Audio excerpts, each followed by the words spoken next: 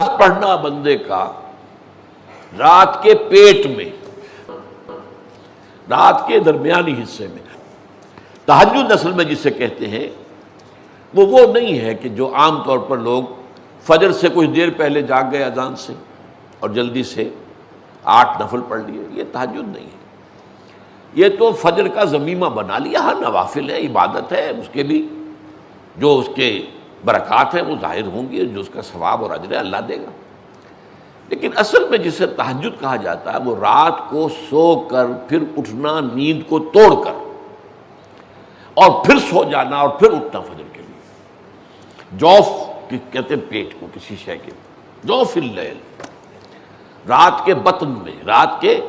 درمیان میں، یعنی نصف رات گزر جائے اس وقت سے انسان جو ہے وہ نماز پڑھے، اور پھر ثلث رہ جائے تو پھر جاگ جائے، پھر سو جائے، اور پھر اس کے بعد اٹھے فجر کے لیے اور سنتیں پڑھے اور آئے مسجد کے اندر۔ تو یہاں آپ نے فرمایا وَصَلَاةُ الرَّجُلِ فِي جَوْفِ اللَّيْلِ،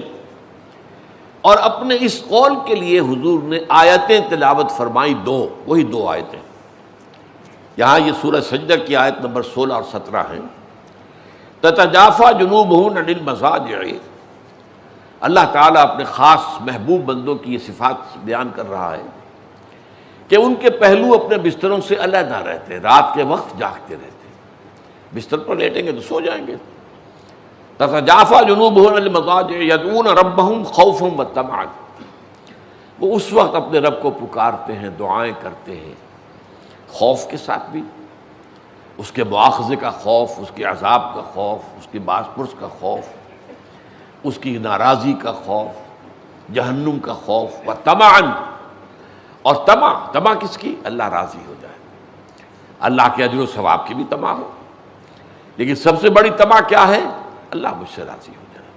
اس لیے سب سے اونچا مقام یہی ہے، رضی اللہ عنہم ورضوا عنہ، اللہ ان سے راضی ہو گیا، وہ اللہ سے راضی ہو گیا۔ یہ باہمی رضا ہے، بندہ اپنے رب سے راضی رہے، وہ ہے کہ تسلیم و رضا،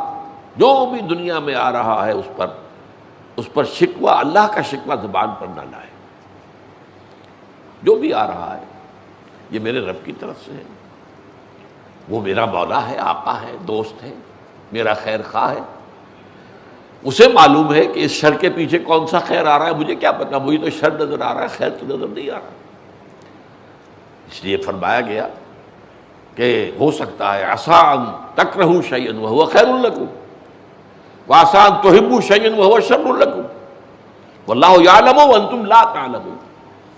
ہو سکتا ہے تمہیں کوئی چیز بری لگے حالانکہ اسی میں تمہارا خیر ہو،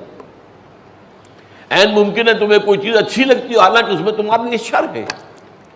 اللہ جانتا ہے تم نہیں جانتے۔ اس کیفیت کے اندر دنیا کی زندگی گزارے، اللہ تعالیٰ آخرت میں اسے راضی کر دے گا، اللہ اس سے راضی ہو جائے گا۔